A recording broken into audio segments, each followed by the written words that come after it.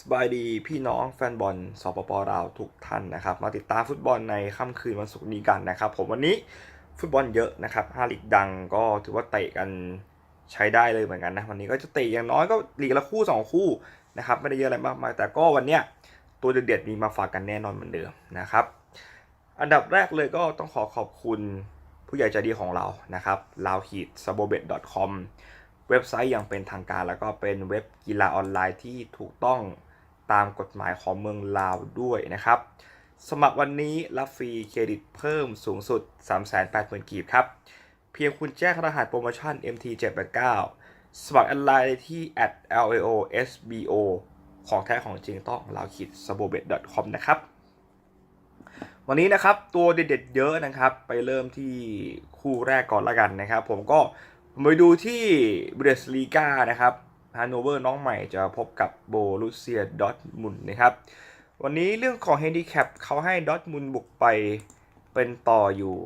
1ลูกด้วยกันนะครับผมก็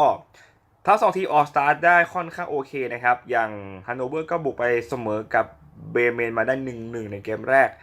ส่วนดอร์ทมุนด์นี้เยี่ยมกว่านะครับก็คือการเปิดบ้านชนะอาบีไลป์ซิกไป 4-1 ในเกมแรกถือว่าผลงานค่อนข้างจะยอดเยี่ยมนะครับวันนี้มาเจอกันต้องบอกว่าดอร์ทมุนด์ค่อนข้างจะเหนือเยอะนะครับผมแล้วก็ศักยภาพต่างๆก็ดีกว่านะครับนักเตะดีกว่าฟอร์มดีกว่าระบบทีมดีกว่านะครับแถมสถิติการเจอกันที่ผ่านมาส่วนใหญ่พักหลังดอร์ทมุนด์ก็ชนะได้มากกว่านะครับผมก็ดูแล้ววันนี้ผมว่า3คะแนนไม่น่าพลาดสำหรับทีมเยือนนะครับให้ต่อไปที่ดอร์ทมุนด์ดีกว่านะครับเราลุ้นกินเต็มแมตช์ที่2ก่อนแล้วกันนะครับส่วนคู่ต่อไปดูที่โอลิมปิกลียงนะครับจะพบกับนีสนะครับผมก็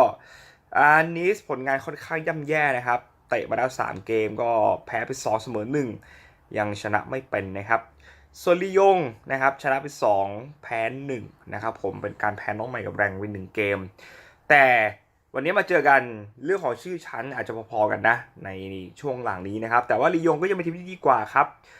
ระบบทีมตำแหน่งผู้เล่นเนี่ยค่อนข้างจะสมดุลแล้วก็ลงตัวมากๆนะครับ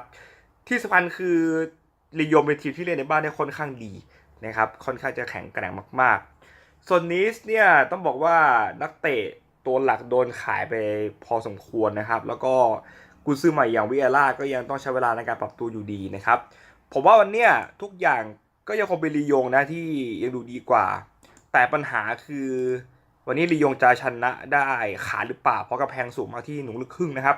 แต่ผมมองว่าถ้าเกิดต้องเชียร์จริงๆวันนี้เชียร์ลียงดีกว่าครับในบ้านเก่งแล้วก็นิสเองก็กำลังระส่ำด้วยนะครับส่วนคู่ต่อไปครับไปกันที่ลาลิก้าสเปนนะครับเคตาเฟ่กับบายาโดลิดนะครับเคตาเฟ่เนี่ยผลงานถ้าเกิดเอาแบบการเจอกับทีมเล็กๆถือว่าทำได้ดีนะครับ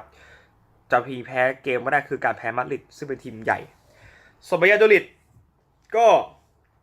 นัดก่อนโดนบาร์ซ่าอัดมาแค่ลูกเดียวถือว่าโชคดีมากๆนะครับเกมแรกก็บุกไปเสมอกับกิโรน่ามาผลงานถือว่าใช้ได้เลยทีเดียวนะครับแต่อะไรก็ตามครับวันนี้ผมมองว่าการเจอกันที่โคลิเซียมอัลฟอนโซเปเรสเนี่ยบ้านของเกตาเฟ่เนี่ยเจ้าบ้านได้เปรียบเยอะแล้วก็ส่วนใหญ่เกตาเฟ่เป็นทีมที่เก็บแต้มได้เยอะจากเกมในบ้านนะครับวันนี้ดูแล้วยังน่าเชียร์ไปที่เกตาเฟ่นะครับเลทครึ่งครบลูกน่าจะชนะได้1ลูกเป็นอย่างน้อยนะครับ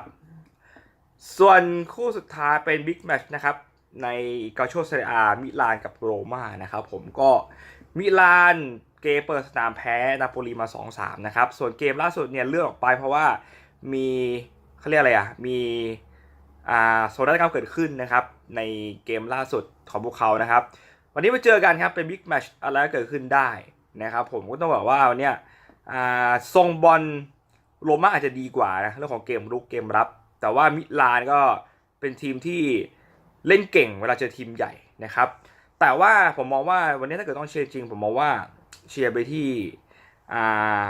มิลานดีกว่านะผมว่ามิลานเนี่ยเป็นทีมที่เก่งกับทีมใหญ่แล้วก็มีเซอร์ไพรส์เสมอเหมือนกันวันนี้ผมเชื่อว่าในบ้านด้วยอย่างน้อยไม่น่าแพ้นะครับเลยเสมอวันนี้วัดไปเลยที่เอซิมิลานนะครับสรุปแล้ว4คู่ในวันนี้นะครับก็จะประกอบไปด้วยในส่วนของ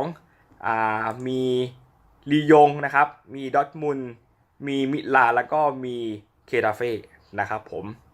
ประมาณนี้แล้วกันนะสำหรับทีเด็ดนะครับสวัสดีครับ